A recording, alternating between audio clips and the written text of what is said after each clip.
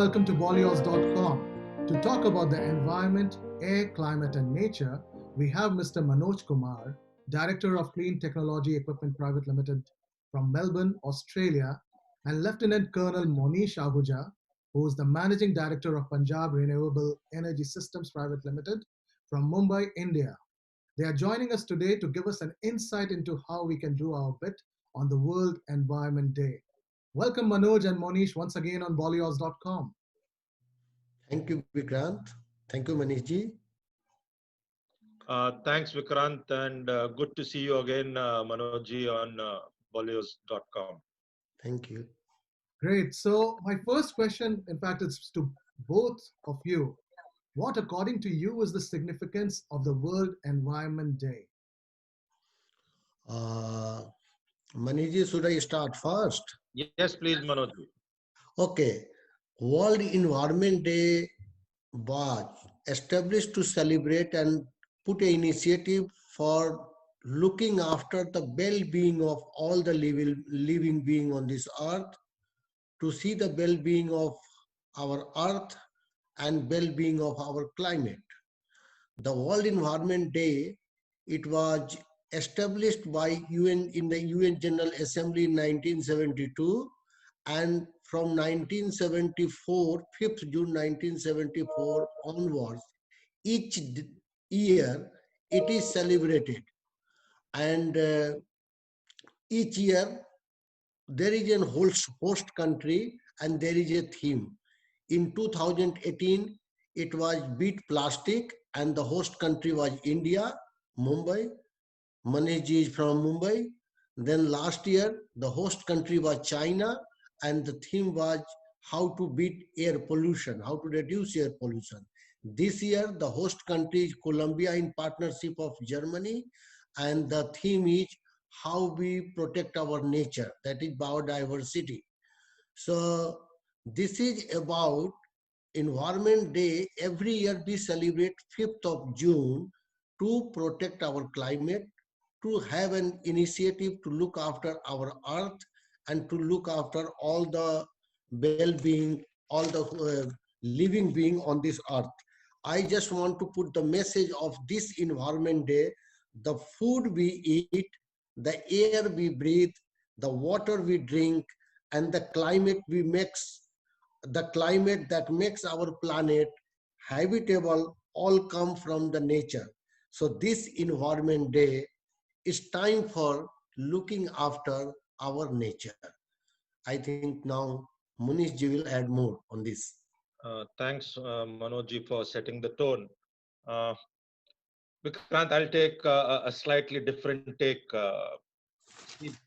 We, as human beings, have to coexist and survive with the co-inhabitants of uh, Earth. And one of the key parameters is to look at coexistence, peaceful coexistence. We have to coexist with clean air, clean water, clean seas, clean land where we live on.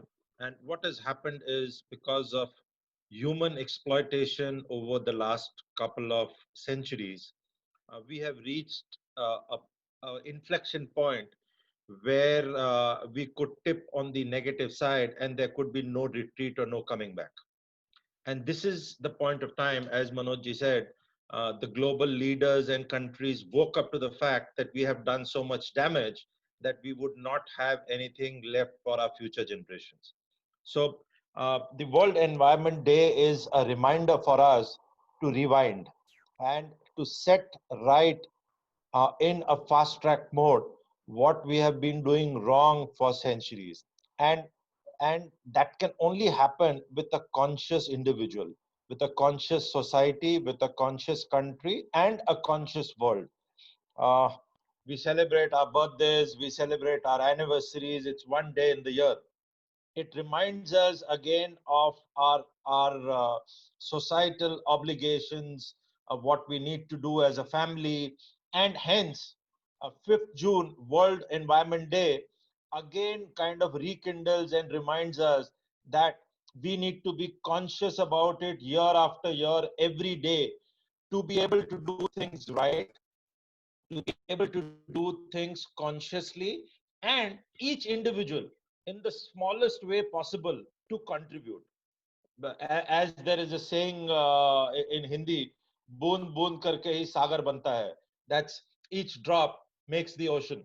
So it's about each child in the school, the colleges, individuals, the elderly people, all of us saying, let's do things right and do things right in air, in on land and in sea, so that the earth as a whole starts to reverse the damages we have done. So my message to all my fellow countrymen, people who would be listening to this, individually awaken and make that small change. And I think we'll see the difference coming in years ahead. Great. Thanks, Monish, for explaining it in detail. So you were talking about the kind of practices we should embrace and the things to help the climate and nature around us. So what would be your advice in terms of these kind of small things that we can do to contribute to the protection of environment around us? Uh, so one of the largest pollutants, so to say, globally, is the utilization or the generation of energy. Energy in forms of transportation, energy in forms of electricity we generate, energy for industry, and the industrialization.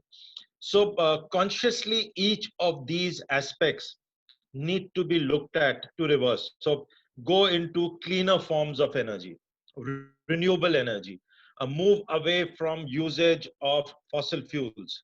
It's easier said than done, but we need to have uh, immediate targets, medium term targets, and long term targets, so that in the next 15-20 years, there is a sizable reduction in the way that energy is generated and used all over the world.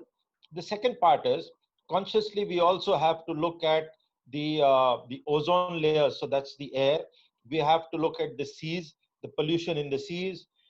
We have to look at mitigation of use of single use plastic. We have to look at solid waste management. We have to look at air pollution in terms of agriculture waste burning. We have to look at pollution being caused by effluents of various chemical industries that are there globally, the large scale steel industries, cement industries. So the entire basket needs to be relooked at, and it will not happen if it is done by individuals or individual countries alone. It has to be done by each and everybody together. So when we set up an industry, we need to be conscious that we are going to do all the things right in the clean technologies to be used. And the existing industries, either over a period of time, have to be weaned out, shut, or the good practices of clean energy, good practices of clean environment, good practices of a circular economy, a blue sky economy, a blue waters economy needs to be instilled. And the regulators, the pollution control boards of each of the countries need to be strict about it. There's also a good a thought wherein can we have a body of regulators doing these audits for different countries, instead of self-regulation, as in me in India doing it for India itself. Why not we have a Southeast Asian body or a Central Asia body or an African body or a European body, which is a combination of representation from multiple countries, and they audit the climate change mitigation aspects that a country takes ahead. So we all have SDGs, sustainable development goals, and we have mapped out what each country is going to achieve in some time period. Is it being achieved? Are we on that track? Do we self proclaim that we have done it? Yes, all good, but let's have an independent audit as well. So there is a lot to do on a continuous basis, and on 5th June we need to take the pledge again each of us that we are going to do it. All Thank right. you. Thanks, Monish, for that quite a detailed analysis about what we can do. Uh, Moving on to another aspect of our environment, which is air and air pollution. I would specifically ask Manoj about his particular viewpoint on how air pollution is impacting the climate and what should be people doing, what was the responsibility of people towards it, and how we can combat this growing air pollution. Thank you, Vikrant. And really, Manish ji has explained in a very detail about how the earth has got polluted from different solid waste, air pollution, and different kinds of pollution. As far as air pollution means, the contamination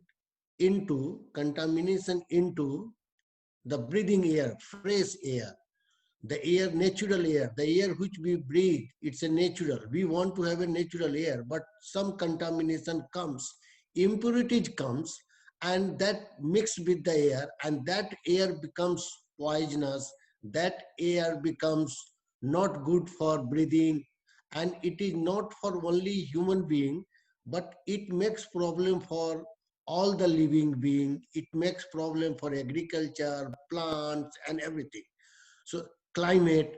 So what is air pollution in that? So normally what happens? There are few gas which is called criteria gases like carbon monoxide, ozone, sulfur dioxide, and nitrogen oxide, NO2, NOx. These are the four criteria gases that mix into the air, and their level increase within the specific level within the air, and it becomes uh, toxic and poisonous. The another parameter is the particulate monitor, which is particulate PM 2.5 and particulate 10 micron. So these are the two parameter. These all combines and makes, like, a loading into the air, and that is called combined air pollution. There are lot many others, but these six parameters are the key parameter of air pollution. An- Another question, this air pollution is so dangerous. Actually, we can say that it is an emergency in our society. 7 million people, more than 7 million people die every year due to air pollution. The second thing which I would like to mention here, what Manish had mentioned, the control, the all the regulatory bodies, it is their job is to set a guidelines and strictly follow the industries to make sure the air is within the limit which we breathe, uh, because it is also saying if you don't measure, you don't control. So the monitoring of air pollution is a very important factor where globally and each country trying to monitor. Now the question comes, how it is affecting the human being and the climate. Air pollution is like most of the particulate and gases, they are in the atmosphere, and when they increase into atmosphere, their presence more increasing into atmosphere, the solar radiation balance that got affected. That balance becomes bit unstable, some changes comes, and that's create changes in the climate, and what we call climate change. Because when there is a summer, there is a rain, so it all becomes the kind of changes due to all this imbalance, and then it affects climate, it affects our earth, it affects the human being, it affects the, again, crops, agriculture, everything. So in short, I can say that air pollution, that is a contamination of a lot of gases and particulate into the air which we breathe, and this create problem in our climate. It changed the climate, and it affects everything. So it is very important we should take care for the air pollution, and we should take care for the air pollution, and the future is the use of renewable energy, look after plastic and other things. Yes, Manishi. Vikrant, though the question is to Manoj ji, I'd just like to add a point here. I'll give you a comparative of some numbers, and this is something I personally learned only last week. I've been Very working good. in the industry that I'm doing in the last decade or so, but I was pleasantly surprised by an independent audit which was done on some work which is done by my company, Punjab Renewable Energy Systems Private Limited. We utilize agricultural residue, which the farmer leaves and burns in the field, for taking it into the stream of bioenergy. And uh, because of confidentiality, I'm not naming the counterparty client which got this audit done. But the counterparty client is headquartered out of Paris, and they asked a global audit firm to do this audit. So we aggregate and collect this farm residue, and it moves from farm to a place where we densify it to briquettes and pellets. So there is some transportation by a tractor, so diesel is burned. Where we densify it, we use electricity. So we assume it is from coal, and then we are still polluting in terms of usage of electricity from coal, and we densify it. Then we move this densified briquette to about 300 kilometers to the industry, where we are going to use this in a boiler, and the fuel that we are replacing is CNG, which in itself is a cleaner form of fossil fuel. In this, when you do a analysis of all the carbon that we have used, so it's negative carbon, and put that much of CO2 into the atmosphere, and the replacement of CNG vis-a-vis the biomass that we use, for 1,800 metric ton per annum, and it's just a small tiny dot. It's nothing.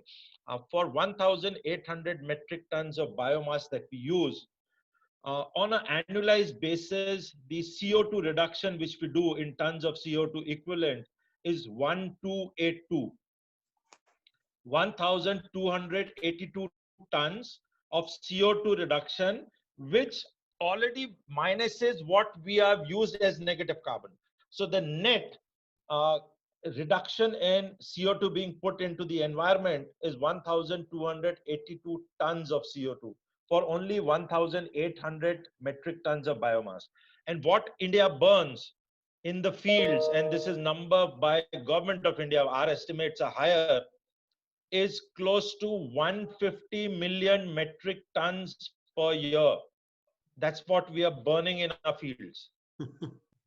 So you can just make an analogy of the amount of CO2 mitigation we can do only by utilization of this agriculture residue to replace fossil fuel. So what we are doing is a small speck, but the message is that these kind of changes or these kind of national goals need to be put with a 5, 10, 15-year horizon, so that we make global statements and the world sees that so much of carbon reduction, CO2 going into the atmosphere has been done.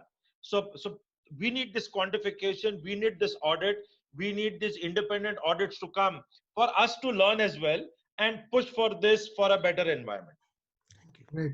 Thanks, Thanks. Manish, for that. And my next question was actually related to clean energy and how it will protect our community and climate. You have already answered what my question was. So I'll now move to Manoj ji and ask him about his point of view about clean energy and its uses and the future ways that we can protect our community and climate and people as well. Um, Vikrant, already I think Manish ji has touched a lot many things in that. The clean energy has to be the future because it removes a lot of things. It provides us the energy. We can run our factory, we can do our well-being, all this wealth generation will go through the energy. But at the same time, the renewable energy not producing like any CO2 much and all that. So we are looking after our climate, but we are looking after our wealth and economy also, cleaner wealth. So what Maniji has said, apart from the other kind of renewable energy, especially the country like India, even in Australia, we have a bushfire and all that. How to convert this bio like waste into energy, so that it will be a renewable energy. So we are not going to give access to much carbon, because what he Manish has said, if we are going to burn more and more this kind of agriculture waste, the carbon will come out, and that will contribute to environment and again climate and pollution. So this all has to find a way to convert into the useful fuel, and then it will our future growth, which Manish has said for 10 years, 5 years, we should put and move forward. Yes, Manish. Uh, Vikrant, a case in point, this is a complete circular economy. And what do we mean by a circular economy? We are saying whatever we have produced, we are able to use for the entire life cycle of that element.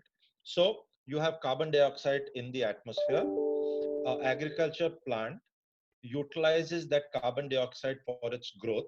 So carbon dioxide from atmosphere goes into the plant. You get a produce of food. So we are not competing with food value chain. Once we have got the grain, the food out of it, what is left in the plant, instead of burning it and putting CO2 and carbon monoxide back into the atmosphere, we take it for use for energy in a controlled environment with all pollution control monitoring systems, so that the SPM levels are lower than 50 per ppm parts per million. This does not have any sulfur and NOx, so we are not putting back into the air the two most polluting agents, which is SOx and NOx, and we only give back into the atmosphere some element of CO2, and the carbon which is left as ash is pure carbon which goes back to the topsoil enrichment. So it's a complete circular economy. So, Manoj ji, any last thing would you like to add before we end this session? We must move forward to look after our environment in whatever way possible. And what Manish has said, each drop will help to improve the things better in future. All right. Many thanks, Manoj and Monish, for providing us with such great insight regarding environment issues and our responsibility towards nature, planet, and people. It is vital for us all to understand the importance of our environment and raise our voice against anything that attempts to harm or destroy our precious planet. So, thanks once again for joining us today, and we look forward to seeing you more and to continue our discussion on environment and climate.